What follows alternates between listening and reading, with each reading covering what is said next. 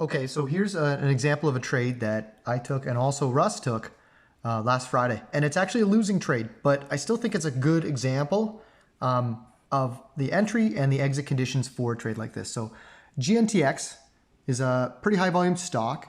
It's got on average of over about 1 million shares, and it had some nice bearishness. And on this crazy reversal day, it freefalled. It dropped through both its SMAs, broke this upsloping trend line, and broke this trend line as well. Now, whether or not they're algos or not, that's kind of your call. I mean, this one is pretty high volume, and this one's pretty high volume too. So you might call that a HA candle reversal, double algo, double SMA break. It's basically got all the bells and whistles. It's awesome, right? And look at all the volume on it too. So this is a really good candidate. Not only that, but it's got a lot of relative weakness as well. Now the sector's not as weak, but that's pretty damn good. It's got a lot going for it. We also saw in the intraday chart that it was weak as hell. So I put SPY and GNTX right beside each other so that you can kind of see where we're at. So like obviously we don't see that when we're getting in there, but that's GNTX and that's SPY. So you can see them beside each other and you can see the difference between this type of downtrend, that type of downtrend. That's weak as hell. And if you look in here, you can see that we were considering shorting right around this area right through here, and you can see just how much relative weakness this thing has. And it's also got a lot more room down to the bottom of this candle right through here. That might have been some support, but because it was just so weak and so bearish that we didn't really consider that. So the moment that we entered was literally right at this candle, and this is why. If you take a look at this candle, which over here is this bad boy right here. Okay, so that's this candle. If I go all the way over to SPY, that's that candle. Okay, so on GNTX, we get a chunky red candle and then another chunky red candle. So we've already broken this uptrend line. Now the potential of us continuing down further is quite high. Remember, it hasn't broken this line here. The potential of a short cover, we don't know that's going to happen yet, right? So we're just going to go, okay, it's bear trend. It broke this line. It bounced off it. Here we go. We're going to continue dropping. So this is a really good time to enter. So remember, that's a red bar on GNTX, and that's a green bar with a hammer on SPY. So that's weakness right in the moment. So not only is the price action lining up, the weakness on the chart has been weak for 5 days or more, the 5-day rolling relative average. It's broken through so many lines, significant lines. It's got weakness on the 12-period rolling relative strength. So we know it's been weak all day long.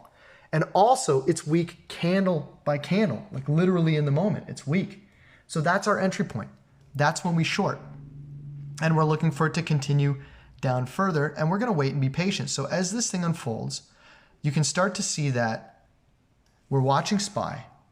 We're seeing this big ass green candle next to it, and then this not so big green candle over here. So that's further confirmation. Damn, this is looking good.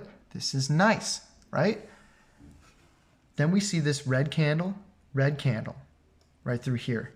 And on this one, we see red candle, but not quite as low, right? So even though we saw relative weakness through here, we kind of didn't through these 3 candles, because those 3 candles are like these right through here. Now, if it was really relative weak, it would be flat, then it would drop, right? And it would be below this candle, but it wasn't over here. So we were watching it candle by candle, and the relative weakness was starting to fade and it was starting to become suspicious. At the same time, we were seeing that these candles just kind of weren't going anywhere, right? So this is suspicious as well. We're seeing bottoming tails. We're seeing this downtrend line being broken. We're seeing things start to come back up. We're going, uh-oh, there may be an issue through here. Also, this whole thing is kind of in compression. So we can see this line of compression right through here. If it breaks this line, it means it gets relative strength. So right through about here is where you want to consider leaving. The thesis is no longer intact, essentially, right? The relative weakness is no longer there. Also, the market conditions are different as well. This thing is kind of primed for a short cover. So not only do you no longer have the market on your side, but this thing is no longer showing you what it showed you at the start when you entered. That is when it's time to leave. So I exited for a very small loss, and so did Russ. And subsequently,